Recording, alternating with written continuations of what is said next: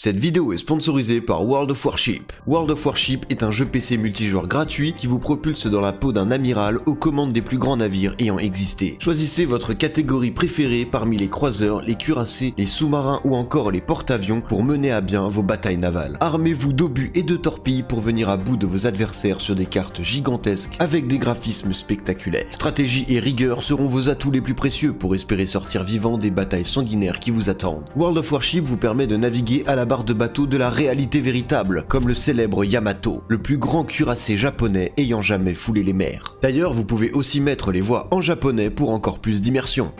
Je vais décéder.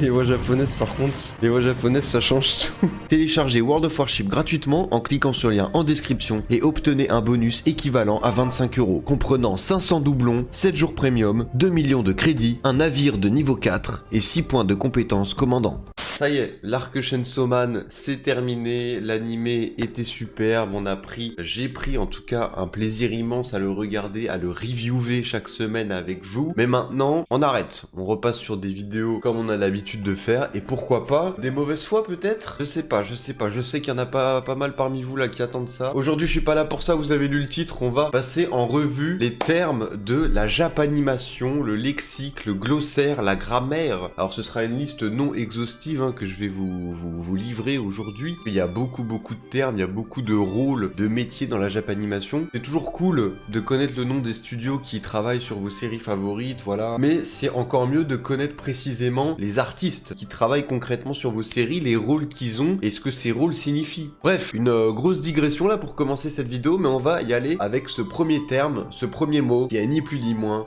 que le sakuga. Alors le sakuga, c'est un mot que vous retrouvez partout. Alors de toute façon, c'est vraiment une liste de mots que vous avez sûrement déjà vu, déjà lu, déjà entendu sur les réseaux, dans des vidéos, des podcasts, des articles, que sais-je. Et le sakuga, c'est sûrement le mot le plus famous, le plus connu. Mais qu'est-ce que ça veut dire concrètement? Ça veut dire dessin quoi. Mais dans la communauté japanime, c'est un terme qu'on va utiliser pour désigner une scène qui sort du lot par son animation, qui va être un petit peu plus animée, les personnages vont un petit peu plus être en mouvement que la normale. C'est pas forcément que de l'action, c'est là aussi où il y a une petite méprise, il faut bien nuancer les choses. Le sakuga, c'est un mot comme ça vulgaire qu'on balance pour désigner des scènes qui sont joli en parlant d'animation. Un personnage qui va courir, qui va marcher, qui va s'habiller, qui va s'apprêter, ça peut être tout aussi impressionnant en termes de mouvement qu'une scène d'action de, par exemple, Luffy qui va foutre un coup de poing à Kaido. Je fais genre j'ai vu One Piece. C'est un terme assez général qui veut juste qu'on utilise juste pour désigner une scène qui est bien animée tout simplement. Deuxième terme, là un terme assez important puisqu'il est de plus en plus utilisé dans la communauté,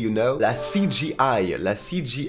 Il y a des gens qui utilisent beaucoup ce terme ces derniers temps, depuis je dirais la sortie de la dernière partie de la saison finale des SNK là, à l'heure où je tourne cette vidéo, donc c'est-à-dire la partie 2 là, qui est sortie l'année dernière, début 2022. Donc la CGI, ce sont des initiales, c'est pas CGI genre CGI là, comme ça, c'est genre la lettre C, la lettre G, la lettre I, qui sont les initiales des mots Computer Generate Imagery. Littéralement, ça veut dire image générée par ordinateur. Grosso modo, les effets visuels générés par ordinateur. Mais c'est pas que de la 3D, la CGI, il y a beaucoup de personnes qui pareil utilisent le terme uniquement pour désigner la 3D. C'est pas juste la 3D en fait, la CGI c'est tout ce qui concerne les effets qui sont générés numériquement. Ça concerne effectivement la 3D, donc à savoir les modèles de personnages, les décors qui sont faits en 3D, les voitures et que sais-je, des dragons, des monstres. Mais ça concerne aussi tout ce qui va être des petits overlays, donc à savoir des petites étincelles par exemple dans Kimetsu, des feux d'artifice, des gouttes de sang, des effets visuels, des effets sur des fonds verts qu'on va rajouter.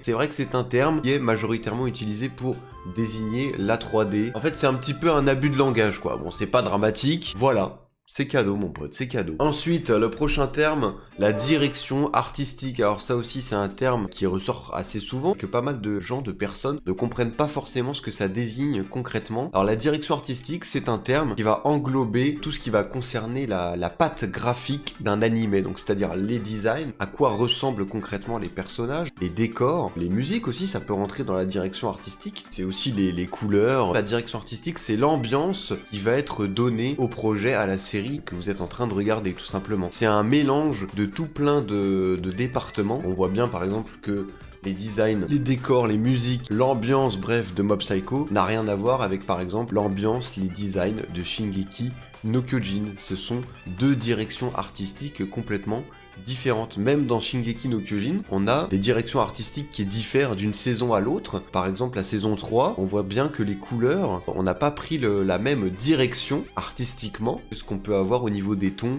un petit peu plus jaune de la saison 1. Si on va sur les saisons réalisées par Mappa, là on voit carrément qu'on a changé complètement les designs. On est passé sur des designs qui ressemblent plus à ceux du manga. Et bah tout ça, c'est des choix de direction artistique. Pareil, c'est un terme qui est utilisé dans les animés, mais que vous retrouvez dans les jeux vidéo, dans les films, dans plein d'autres choses. Ensuite, prochain terme, le directeur de la photographie. Alors, qu'est-ce que ça veut dire? Qu'est-ce que c'est la photographie dans l'animation, dans le cinéma? Alors, dans le cinéma, la photographie, c'est ce qui concerne la lumière. Le directeur de la photographie, c'est la personne qui va être en charge de la lumière dans le cinéma, comment on va éclairer une scène, comment on va éclairer les acteurs, quel projecteur on va utiliser, quelle lumière, 5600 Kelvin, you know. Mais dans la Japanimation, c'est pas vraiment que la lumière, parce que ça concerne aussi la lumière, mais ça concerne en fait tout ce qui est compositing. En fait, la photographie dans la Japanimation, c'est le compositing, c'est les personnes qui vont être à l'œuvre une fois que l'animateur a animé son plan, une fois qu'on a fait les couleurs. C'est la personne qui va emboîter, va mettre le personnage sur le background, qui va mettre les layers des effets sur le personnage, qui va rajouter les effets de lumière, les auras sur les personnages, qui a des auras, etc. C'est la personne qui passe en dernier, l'étape quasi finale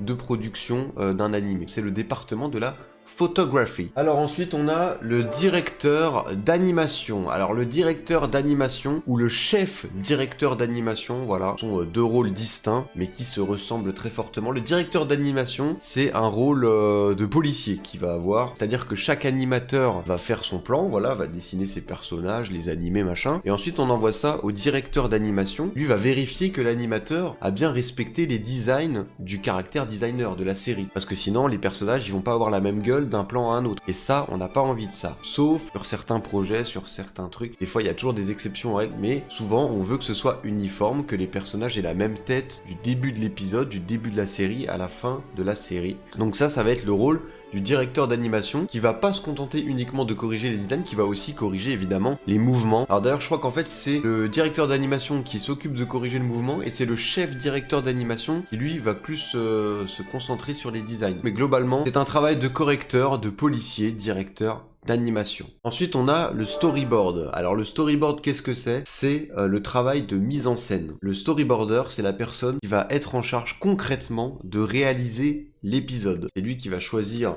les plans de caméra, combien de temps vont durer les plans, les mouvements qu'il va y avoir sur l'écran, donc à savoir les mouvements de caméra, les mouvements des personnages, les mouvements du décor. En fait il va tout détailler sur chaque plan. C'est un travail essentiel. Il fait tout l'épisode en fait. Sur un épisode, on peut avoir plusieurs storyboarders. Il y a même certains animateurs qui vont pouvoir storyboarder leur propre séquence ou modifier en tout cas le storyboard avec le storyboarder. La Japanimation et quasiment tous les domaines artistiques, c'est jamais quelque chose de fini, d'acté. On peut toujours repasser, s'arranger. C'est pas parce que le storyboarder c'est lui qui fait l'épisode que il peut pas y avoir des modifications par d'autres personnes dans la chaîne de production. Et donc le storyboard permet à l'animateur de réaliser le layout. Donc qu'est-ce que c'est le layout? Le layout c'est l'ébauche, la première ébauche de l'animateur, c'est son animation brouillon. Il va concrètement mettre en mouvement le storyboard qui lui a été fourni de sa séquence. Donc voilà, par exemple on lui dit bah toi tu vas faire le cut 50 à 54. Il va mettre en mouvement le storyboard en respectant tout ce qui est indiqué dessus. C'est lui qui va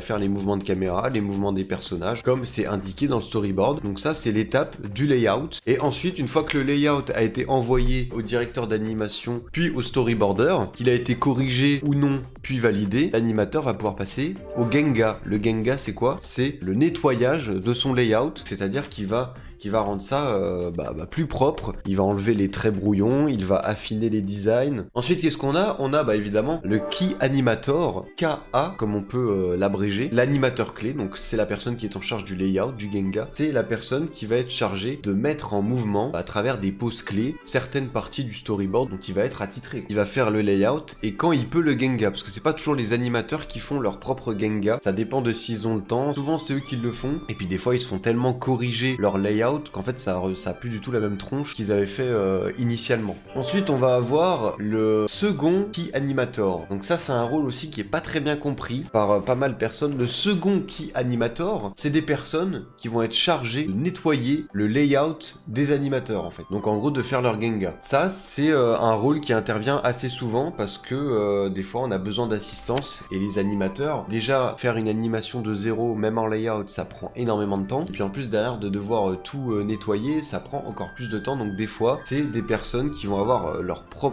ce propre rôle là de recevoir les travaux des animateurs en amont et de devoir les nettoyer. Ce sont les seconds Key Animator, on les appelle. Une étape de clean, de nettoyage. Ensuite, toujours dans l'animation, on va avoir les intervallistes. Alors les intervallistes, eux, ce sont les petites mains qui, une fois que le travail de l'animateur a été produit, a été nettoyé, vont être en charge de faire les pauses intermédiaires. Entre chaque pause clé, il y a une étape d'intervalle qui sont réalisées par des intervallistes. Généralement, l'intervalliste, c'est le rôle qu'on a avant de devenir Key Animator quoi. Ensuite, on va avoir le outsourcing. La sous-traitance, c'est quelque chose qui est extrêmement répandu dans la Japanimation, qui est quasiment obligatoire. C'est tout ce qui va concerner les choses qui sont réalisées, qui sont produites en dehors du studio qui produit l'animé. Donc par exemple, Chainsaw Man produit par MAPPA, la 3D est produite par MAPPA, par les employés de MAPPA, mais l'animation, par exemple des endings, n'est pas forcément faite par et dans les studios de MAPPA. Ça va être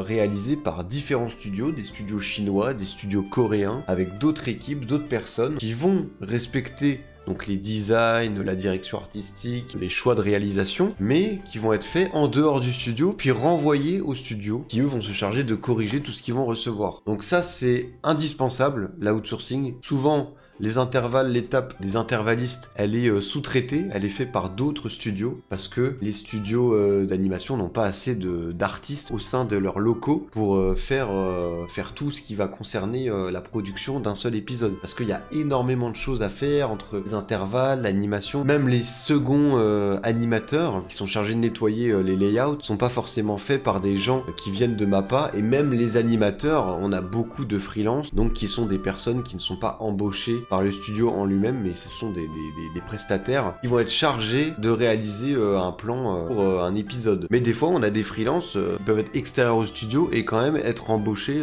sur des contrats à courte durée ou autre, ça peut arriver. Généralement, le monde de la Japanimation, c'est pas mal de freelance, quoi. Et pas mal de sous-traitance. Et enfin, pour terminer, on a l'épisode director et le director, donc le réalisateur d'épisode et le réalisateur. Donc le réalisateur de la série, c'est très simple, c'est la personne qui va chapeauter toute la production de la dite série, comme il peut. Il peut pas être partout tout le temps, H24, mais il va être présent là où il peut, dans la majorité des cas, là où on va le solliciter aussi, parce que des fois on va lui dire ah bah écoute, on a besoin de toi, faut que tu fasses un choix, qu'est-ce qu'on met comme musique là pour tel plan, là l'animation, est-ce que ça te convient, là les designs, comment tu les trouves. Le réalisateur, il peut aussi être sollicité sur d'autres rôles qu'on a déjà vus. Il peut faire de l'animation, il peut faire le storyboard d'un épisode. Généralement, il s'occupe de faire quelques storyboards, 1 ou 2 épisodes grand max, un petit peu d'animation, et puis surtout c'est un rôle de policier, on va dire entre guillemets. Il va passer en revue les animateurs, les VFX, va être un petit peu sur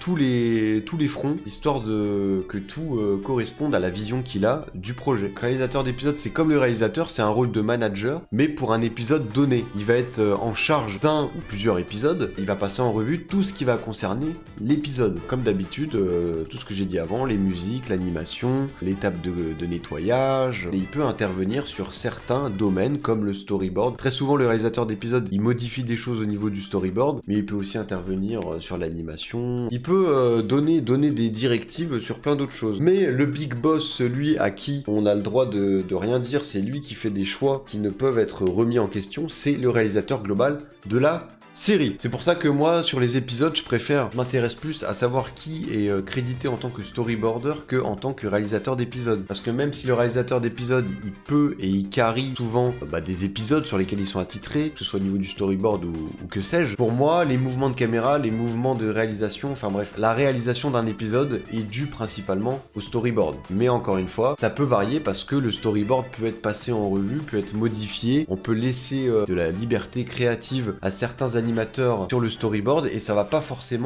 être nécessairement crédité. Donc tout ça c'est compliqué de savoir. Mais bon, moi, à titre personnel, je me réfère à la personne qui est créditée au storyboard d'un épisode. Bref, écoutez, sur ce, je pense qu'on a fait le tour, mine de rien, ça fait un petit moment là que ça tourne la vidéo, donc j'espère que ce sera pas trop long. J'ai essayé de résumer, de faire le plus bref, le plus succinct possible. Vous avez une liste non exhaustive des rôles clés, à mon humble avis, de la Japanimation et qui me semble essentiel de connaître et d'apprendre et de savoir à quoi ça correspond pour, par la suite, quand vous avez des teasers, des trailers de projets, de séries, d'adaptations d'animés que vous attendez en particulier, pouvoir aller chercher sur internet, aller voir les noms des personnes qui sont sorties, ce qu'ils ont fait comme projet avant et ce que ça correspond, le rôle sur lequel ils sont attitrés. Je vous mettrai des liens dans la description concernant Anime News Network, qui est le site que je vous recommande si vous cherchez le CV de certaines personnalités de la Japanimation. Et je vous mettrai aussi le lien du blog français Keyframe, je crois que c'est ça leur nom, qui ont prévu de faire un petit article, un petit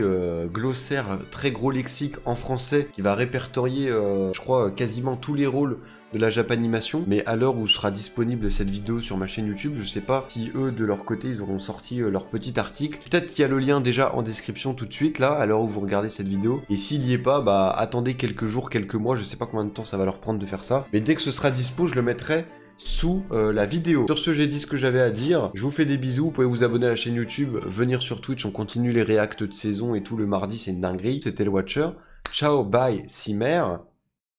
Et voilà.